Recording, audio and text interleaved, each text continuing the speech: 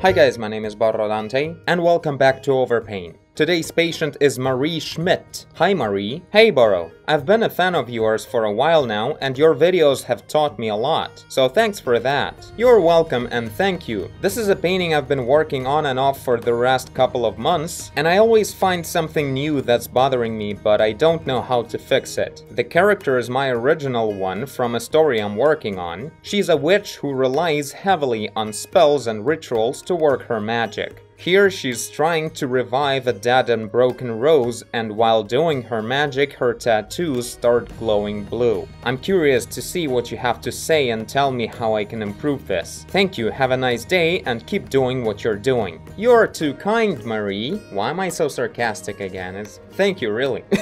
Now this is a really cool drawing, I really like it, and even the rendering is, like, just fine. It's nothing crazy, it's not super realistic or anything, but nothing makes me feel like, ugh, that looks gross or something like that. Everything is okay, and the drawing part is actually really good. Couple of things I would maybe change about the drawing is a little bit the way you approached the fingers, especially in here it looks kind of odd.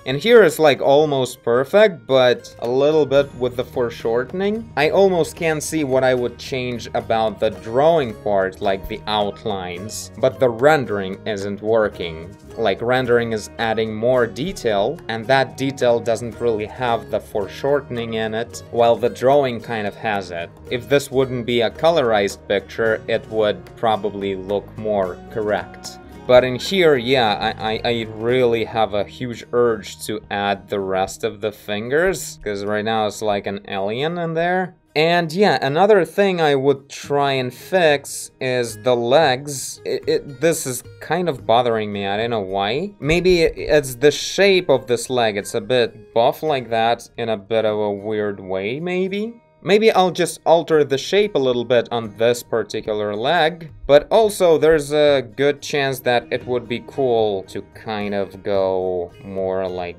this, you know? Seems like it would work pretty well that way, but I'll see. Right now I want to start with rendering.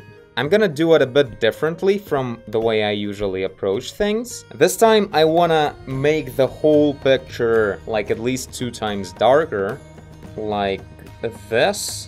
And then I'll add new lighting on top of it by making things brighter, choosing brighter colors. I want to go this way in this particular case because the original pretty much has a really good ambient lighting, but only ambient lighting. It's just like everything is lit up from everywhere. We have nice ambient occlusion, kind of contact shadows here and there, although we could use some in here, for instance, and probably other places. But yeah, the overall like environment lighting is good, but I really wanna change it a bit in a way that the ambient lighting will be much dimmer and we'll add some direct lights. So first of all, I wanna light up like the face in here will be lit up from like this angle like this. Then we'll have like the opposite thing over there from the back.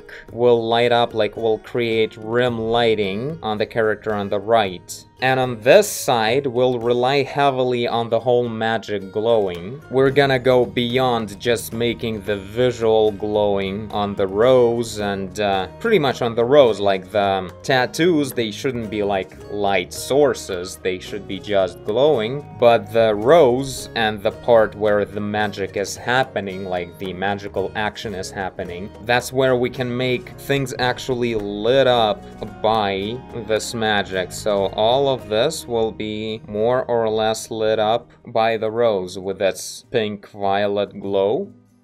So let's start. Oh, that's a cool idea. I'll darken even further, but only in the red channel, to make the ambient light like cold cyan kind of look. Maybe lower the green a little bit to make it actually blue. Yeah, and then I'll add the warm light on her face. That'll look really cool.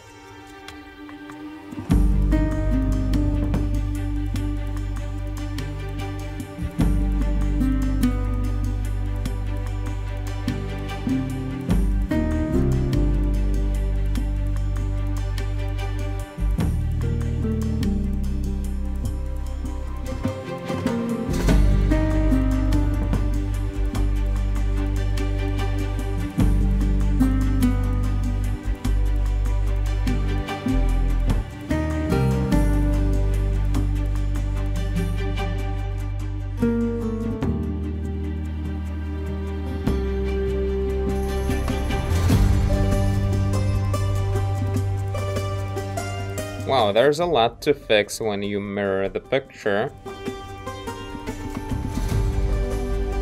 Alright, I did the face a little bit, we'll get back to it later. Let's do the magic lighting.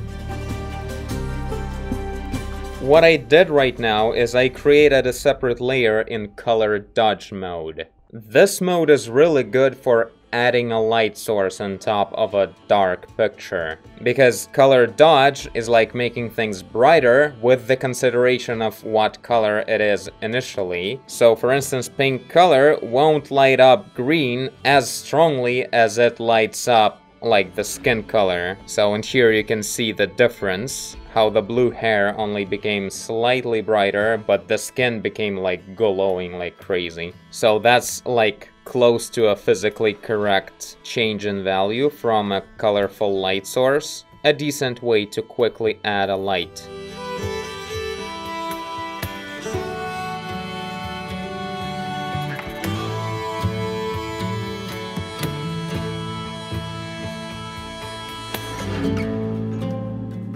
I'm thinking through the angles of geometry of everything and the distance and try to figure out like how far it is and how much does it face the magical light source, which determines the brightness. So the breast is not too far away, and in this point it's facing directly at the light source, so it's gonna be the brightest part. So yeah, I'm thinking this may be a really good advice for a lot of you guys out there who don't really plan to switch to directly my art style, but just want to improve the realistic game, the lighting game. Yeah, you can just use like a separate layer with this color dodge mode, and you'll get a way to add a light source without like going crazy with the one layer brushwork madness that I do.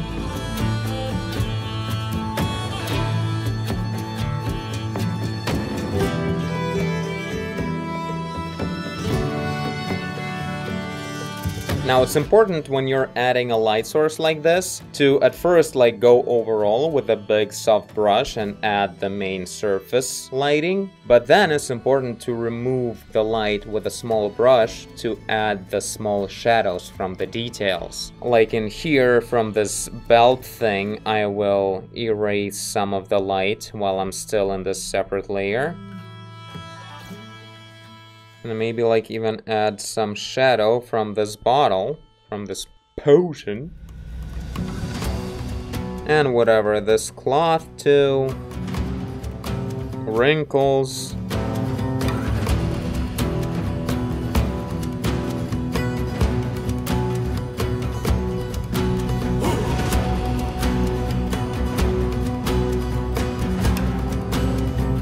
There we go. You can make an animation with this. Like this. Now, some areas right here, they're kind of facing away from the rose too much. I need to darken those.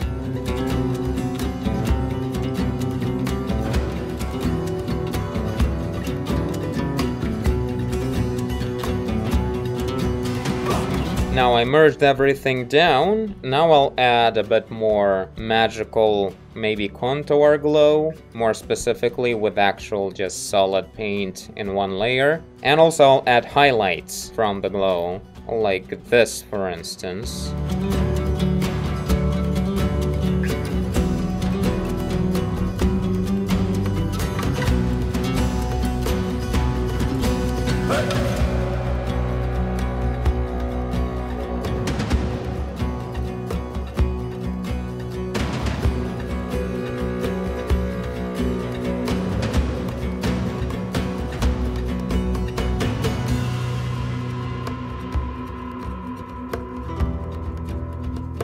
I feel like there's some petals missing from this part. Like I can see there's a whole bunch of them flying around, but they wouldn't be just all from this part, right? Feels like there's just a problem with figuring out how to foreshorten a petal. Let's give it a try. Just continue the circle of this, so it will be just a petal like that. You know, we'll put it flat like that.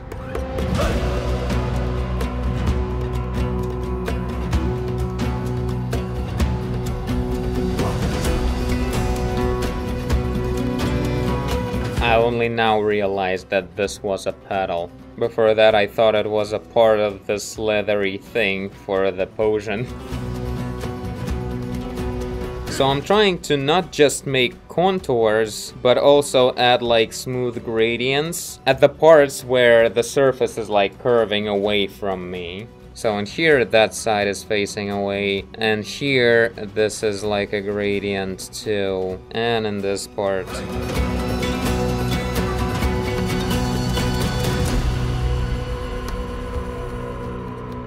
Alright, so here we are, after adding some detail to the pink magic lighting. A nice little transformation. Let's add another highlight on the book, like this. And maybe this is a shiny material on the book cover too.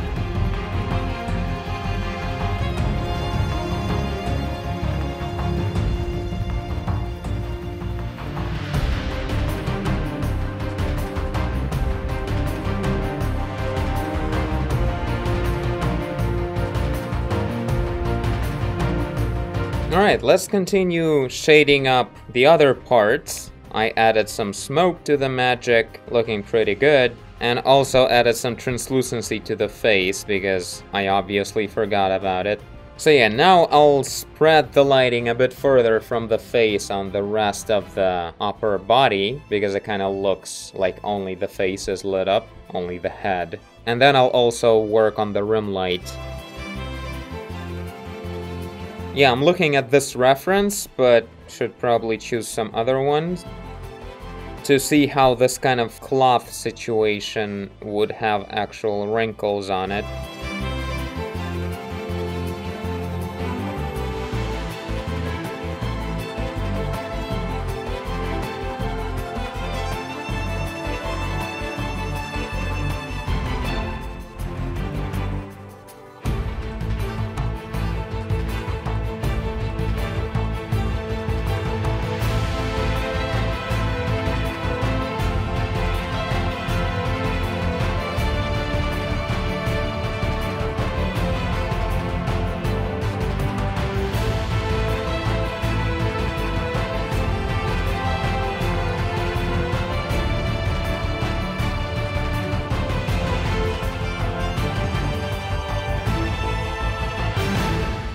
So basically what I'm doing with the cloth is I'm changing the wrinkles directions to show the movement, like where did the arm go from the rest position. And so it's stretching the cloth like that because this arm is raised. That's usually how it goes, even if not in every reference. You'll never mess it up if you do it this way.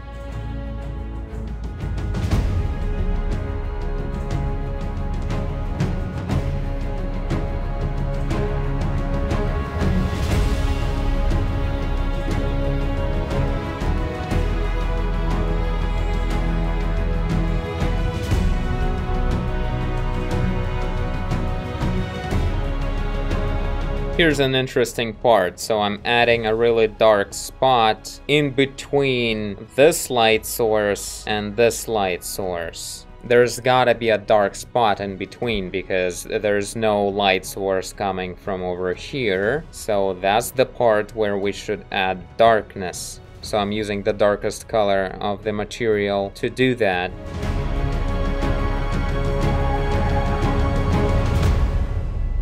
Now let's continue that rim light, following the same thing I said about the glow on the edges of the rose, that we shouldn't just go with only outlines everywhere. If it's a curvy shape that is slowly rotating away from us, it should have a gradient.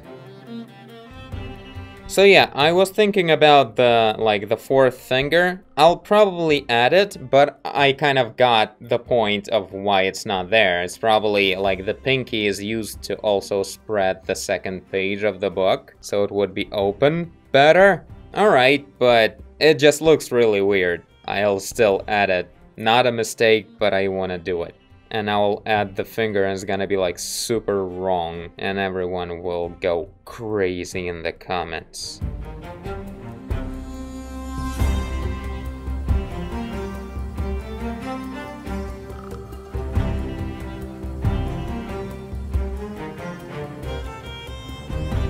Never leave a straight line of a shadow on a cloth. It will always reveal some kind of wrinkles.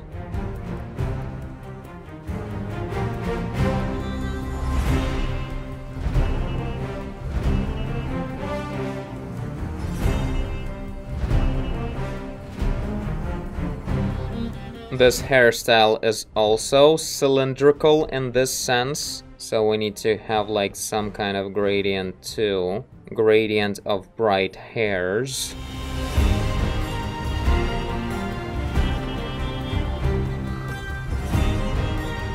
Alright, so I skinned down the leg a little bit. I hope it's better. Looks a bit extreme as I'm comparing it like this.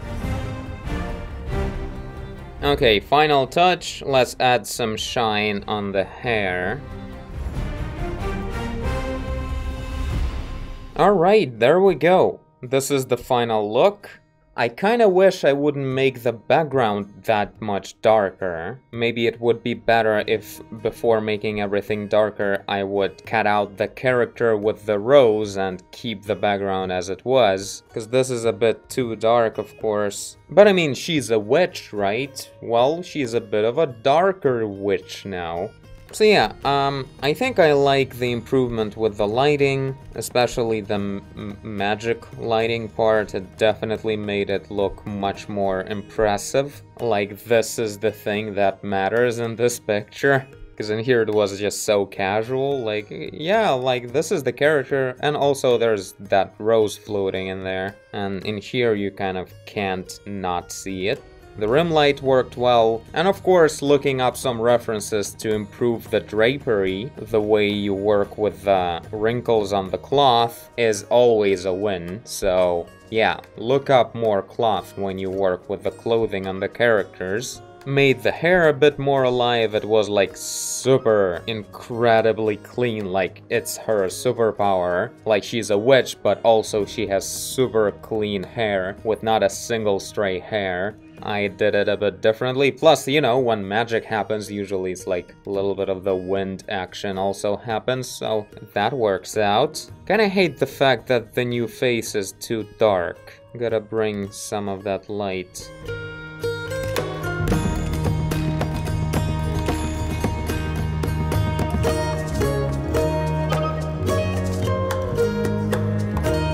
Well, this may be a bit better. Increased the lighting from the magic and from the tattoo, as well as made the shadows a bit less strong.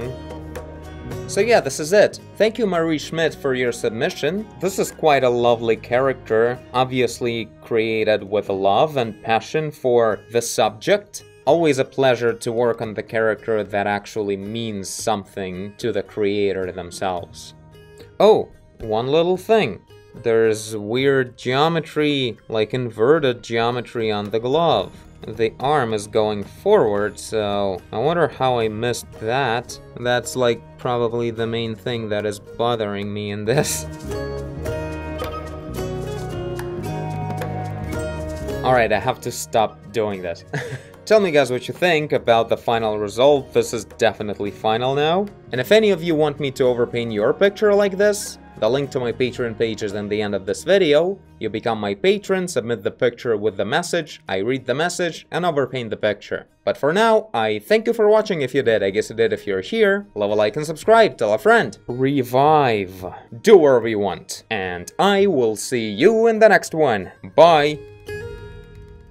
Okay, I'm not touching it, but what if I increase the brightness? Like this. Nice.